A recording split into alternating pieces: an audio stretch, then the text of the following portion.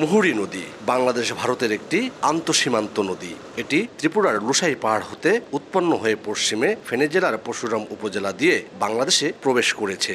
অন্যান্য নদীর মতো জোয়ার ভাটার স্রোতধারা নেই এই নদীর। শুধু ভারতের পানি এ নদী দিয়ে ভাটের দেশ হিসেবে বাংলাদেশে আসে। কিন্তু আন্তর্জাতিক নদী আইন না মেনে ভারত ফেনীর মানুষের যুগ যুগ ধরে ক্ষতি করছে।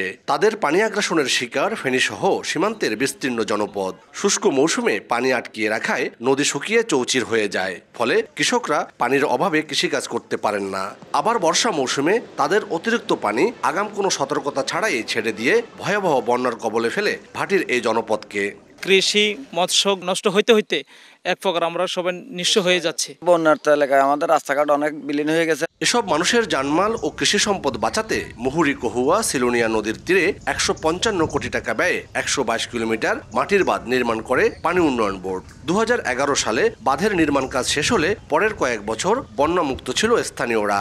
২০১৩ সালে আকস্মিকভাবে বাঁধের ৩টি অংশ ভেঙে যায়। ২০১৭ থেকে ২০২৫ এ সময়ের মধ্যে শুধু মেরামতি ব্যয় হয়েছে ৫০ কোটি টাকার বেশি। বছর বছর সরকারের কোটি টাকা গচ্ছা দিয়েও মিলছে না সুফল। এজন্য পানি উন্নয়ন বোর্ডের প্রতি ক্ষোভ ভুক্তভোগীদের।